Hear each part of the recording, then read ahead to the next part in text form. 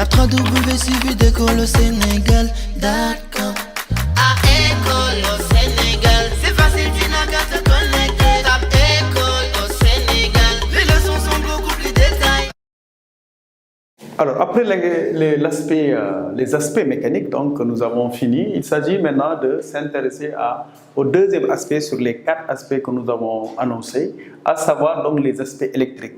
Les aspects électriques ne sont pas compliqués puisqu'il s'agit de phénomènes en réalité déjà étudiés au niveau du tissu nerveux et qui reviennent ici avec des caractéristiques plus ou moins similaires.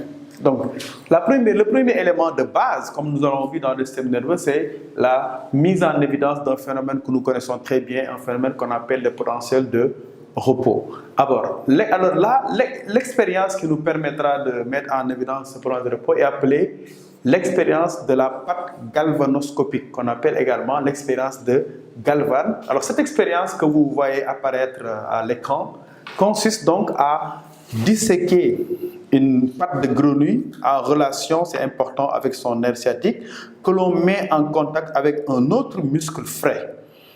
Alors, on constate ici, si vous regardez le schéma déjà, vous voyez, il y a la patte de gauche qui est innervée, donc il y a son nerf sciatique, avec donc un muscle ici. Vous avez 2 points de contact sur l'autre muscle, un point qui est à l'intérieur, donc sur la coupe, c'est le point A, et un autre point qui est à la surface. Et c'est ça le secret. Ici, à votre droite, il s'agit, comme dans le cas d'électrode, de placer une électrode à l'intérieur, c'est l'équivalent de A ici, et une électrode à la surface, c'est l'équivalent de B.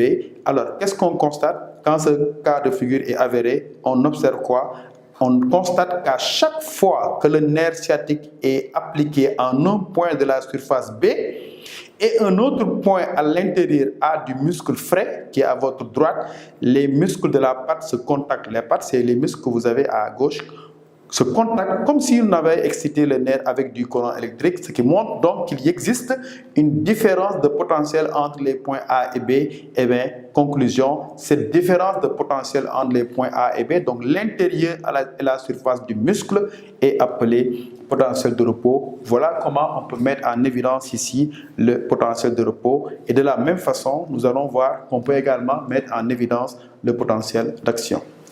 Alors, le potentiel d'action musculaire donc, il fait suite au potentiel de repos. Et vous savez que les noms sont pratiquement les mêmes, avec les mêmes phénomènes, donc une DDP entre la surface et l'intérieur. Ici, comme vous le voyez, le dispositif expérimental consiste à utiliser un muscle frais sur lequel est appliqué donc un dispositif d'excitation et un dispositif d'enregistrement avec une électrode de surface et une électrode interne. Et remarquez bien que l'électrode interne est enfoncée dans le muscle. Ça doit rappeler à un bon élève ce qu'on avait vu sur la fibre, avec donc une électrode placée à la surface du nerf et une électrode placée à l'intérieur. L'objectif ici, c'est d'enregistrer la différence de potentiel entre l'intérieur et la surface, donc ce qui est appelé ici, regardez bien, le potentiel de repos. Donc quand on fait ce dispositif, on enregistre 2 phénomènes. D'abord, évidemment, par rapport à l'oscilloscope. Et ça, ces enregistrements obtenus sur ce qu'on appelle un oscilloscope à 2 voies. Un oscilloscope qui permet d'enregistrer, ou un oscillographe, les phénomènes mécaniques et les phénomènes électriques. Donc, vous voyez l'avantage par rapport au dispositif qu'on avait décrit. Et le résultat ici permet d'enregistrer, regardez donc un myogramme constitué d'une phase de contraction et d'une phase de relâchement. Retour à la normale.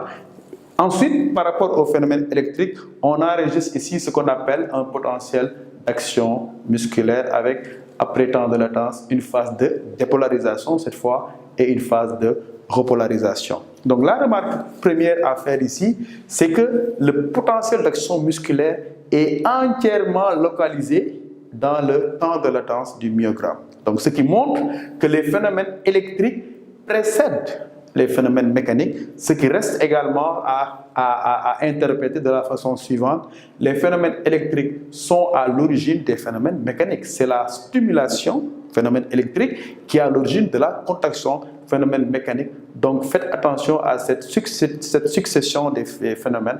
Une stimulation, phénomène électrique, doit se faire avant l'obtention d'un muscle d'une contraction ici de la secousse musculaire, ce qui explique que le potentiel d'action musculaire soit entièrement localisé dans le temps de latence du myogramme. Donc voilà le deuxième et dernier phénomène électrique que nous avons vu et qui s'appelle ici potentiel d'action musculaire que nous avons vu dans le système nerveux. Donc il reste deux phénomènes, à savoir les phénomènes chimiques et les phénomènes thermiques qui accompagnent l'activité du muscle squelettique strié. Tape 3 W suivi de Sénégal.com